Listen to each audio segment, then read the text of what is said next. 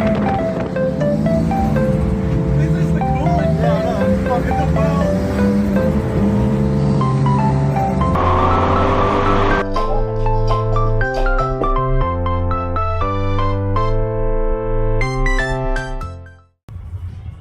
welcome to another episode of Skid's Garage. It's 2019. Hope everyone had a fantastic Christmas and New Year.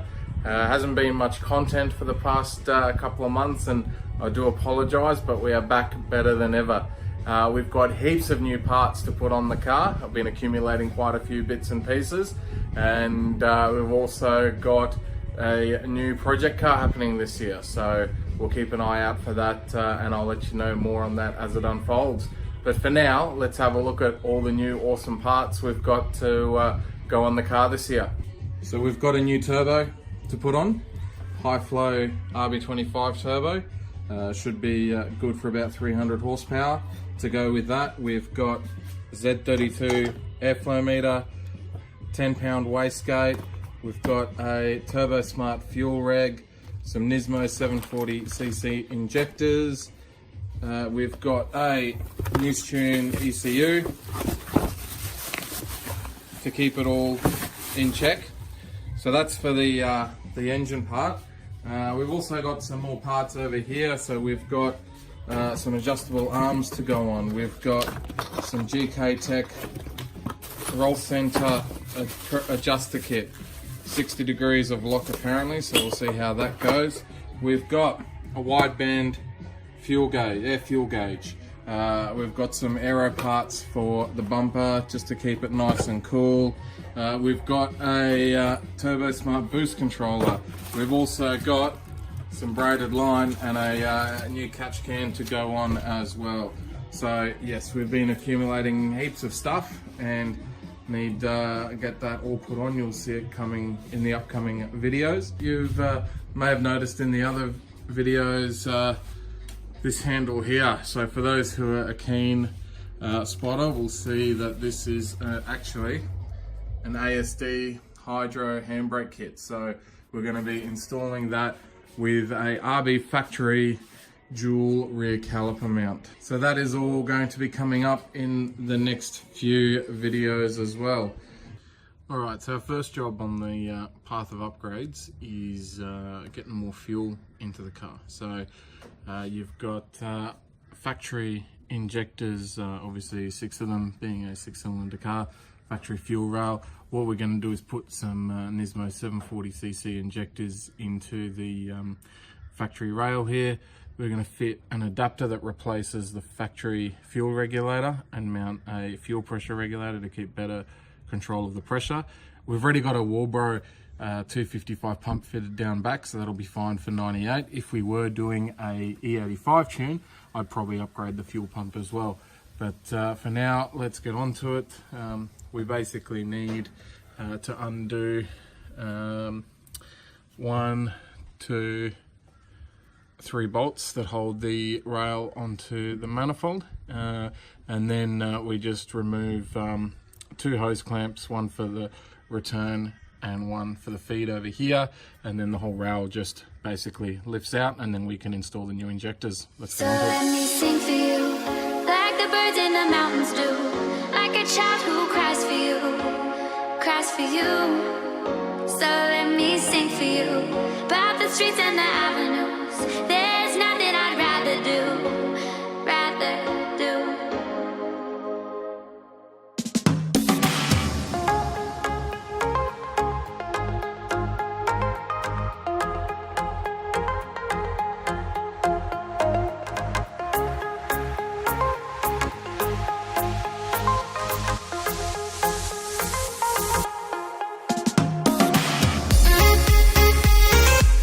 Then it's just a case of unclipping the factory injector harness and presto, your rail's removed.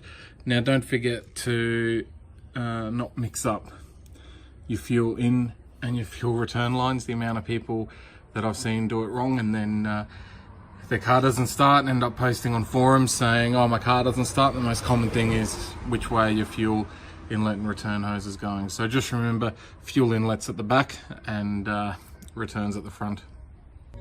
Now we've got the rail in the vise. It's a simple case of undoing the 2 Phillips head screws on each one. Just remember that these are incredibly tight, and it's also incredibly easy to round the heads, as someone's done on this one previously. They've started to, so just remember to go slow, apply heaps of downward pressure as well.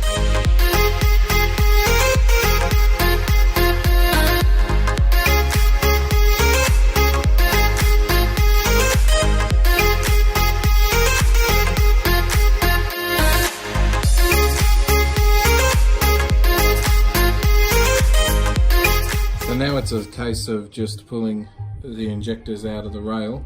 What you want to do is grab onto these side bits just here with a pair of pliers or something and give them a twist as you pull them out. I'm not going to remove these ones because I've got a buddy who's chasing a set of stock 25 injectors in a rail, so he's going to come and grab this, and I've got another rail to put my injectors in.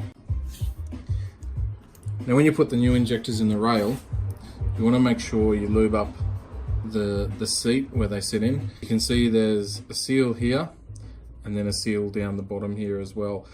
If these get pinched or caught, they can tear, and then you won't get a good seat and you'll end up leaking fuel everywhere. So before you put each injector in, just give it a liberal spray of I'm just using rust off, but any lubricant, WD-40, anything like that.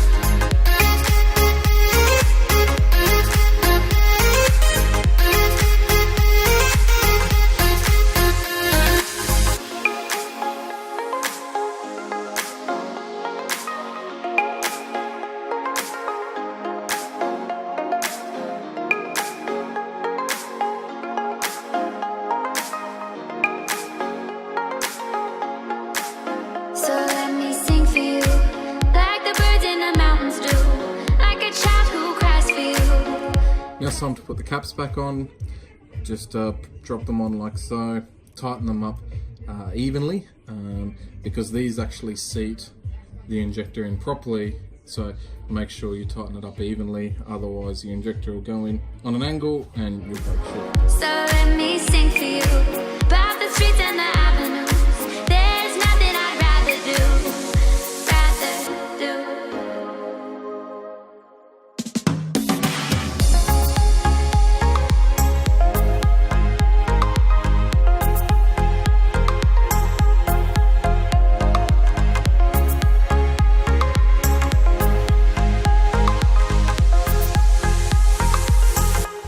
That's all the injectors in. So now we've just got to put the fuel reg adapter on, which lives over here, and then that allows us to run a normal hose from there to the fuel pressure regulator. So let's get onto that.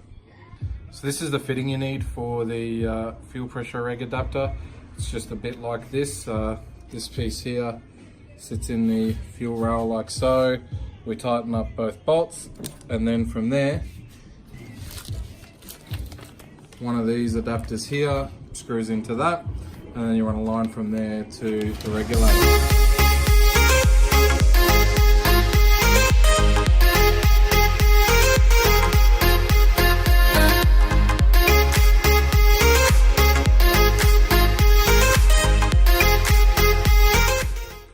Alright, so that's the fuel rail done. Installation of this guy is just the opposite to the removal. Remember just to plug all your injectors in first, and then screw it all in evenly. Check out next week's episode where we assemble a fuel pressure regulator and also drop a fuel filter several times. Don't forget to like and subscribe. Thank you.